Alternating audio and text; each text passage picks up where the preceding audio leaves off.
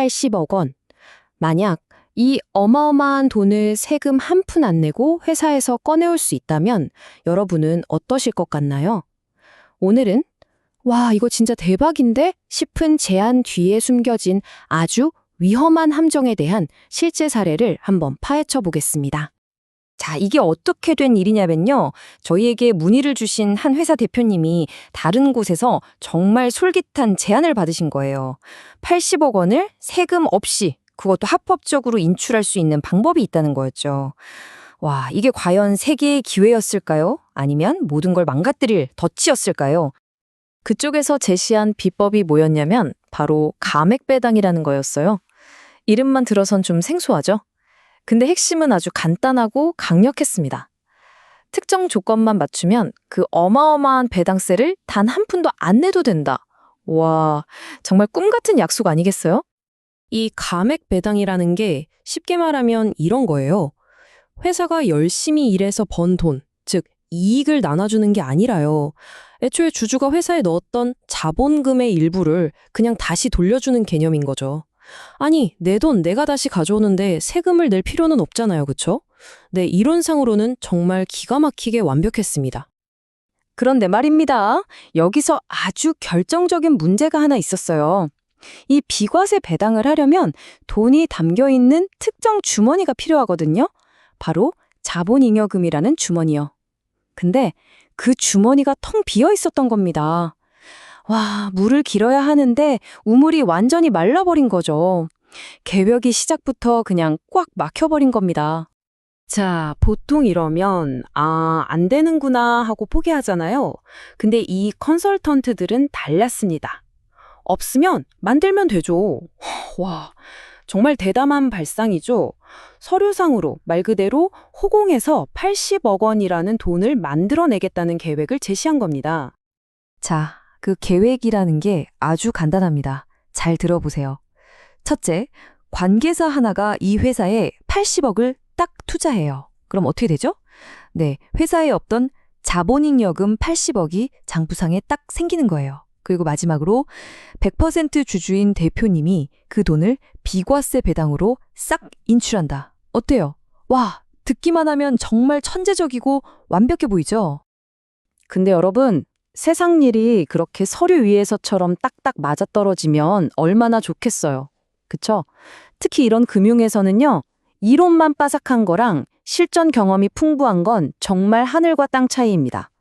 바로 이 지점에서 그 차이가 모든 걸 갈라놓게 줍니다. 그래서 저희가 딱 한 가지 정말 기본적이고 단순한 질문을 하나 던졌습니다. 그런데 이 질문 하나가 이 모든 판을 완전히 뒤엎어 버렸죠. 그 질문이 뭐였냐면요. 바로 이겁니다. 자, 어떤 회사가 다른 회사에 돈을 투자하면 정확히 무슨 일이 일어나죠? 너무 당연한 질문 같죠? 그런데 바로 이 당연해 보이는 질문 속에 이 완벽한 계획 전체를 무너뜨릴 치명적인 함정이 숨어 있었던 겁니다. 여러분, 투자는요, 그냥 돈만 주고받고 끝! 이게 아니잖아요. 돈을 받은 회사의 주인이 될 권리, 즉 지분을 갖게 되는 행위입니다. 다시 말해서 그 회사의 주주가 되는 거예요. 바로 이 가장 기본적이고 결정적인 사실을 그들이 놓치고 있었던 거죠. 자, 보세요. 관계사가 80억을 투자하는 그 순간 기존의 100% 주주였던 대표님은 더 이상 혼자 주인이 아니게 되는 겁니다. 왜냐? 80억을 투자한 그 관계사가 지분 50%를 가진 새로운 주인, 새로운 주주로 떡하니 등장하게 되니까요. 자, 우리나라 상법을 보면요. 배당은 모든 주주에게 지분율대로 공평하게 나눠주라고 딱 정해져 있습니다. 그럼 어떻게 될까요? 그렇죠. 80억 원 중에 절반인 40억 원은 새로운 주주인 관계사 몫이 되는 겁니다. 와, 대표님한테 80억 원을 전부 드리려던 계획이 순식간에 그냥 반쪽짜리가 돼버린 거죠. 아, 그러면 또 이런 꼼수를 생각할 수 있겠죠? 에이, 그럼 배당하기 직전에 그 새로운 주주를 없애버리면 되잖아. 라고요. 만약에 그렇게 시스템을 속이려고 들면 어떻게 될까요?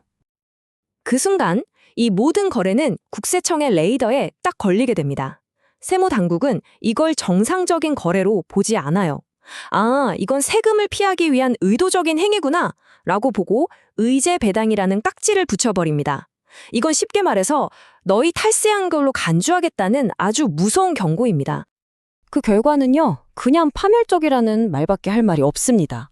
0%를 기대했던 세금은요, 온갖 무거운 가산세까지 덕지덕지 붙어서 70에서 80%짜리 세금 폭탄이 돼서 돌아옵니다. 80억을 얻으려다가 오히려 수십억 원의 빚더미에 앉게 되는 정말 상상할 수 있는 최악의 시나리오가 펼쳐지는 거죠. 아니, 그럼 80억을 개인화할 방법은 아예 없는 걸까요? 아닙니다. 다행히도 그런 위험천만한 지름길 말고요. 안전하고 합법적인 현명한 길이 있었습니다. 꼼수가 아니라 제대로 된 경험과 전문성에서 나오는 진짜 해결책 말이죠. 저희가 제시한 방법은 두 가지 전략을 합친 거였는데요. 첫째, 자본 유동화를 통해 30억 원을 세율 0%로 해결하고, 둘째, 특허 같은 무형자산을 활용하는 저희만의 VPM 전략으로 나머지 50억 원을 처리했습니다.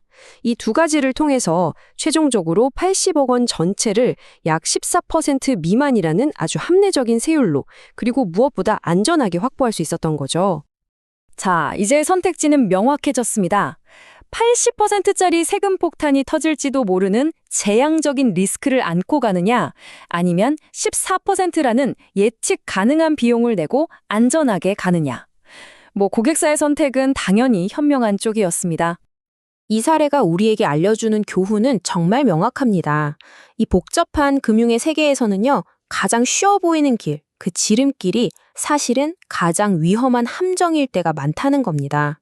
그리고 그 함정을 미리 알아보고 피하게 해주는 것, 그게 바로 수많은 사례를 다뤄본 검증된 경험의 진짜 가치인 거죠.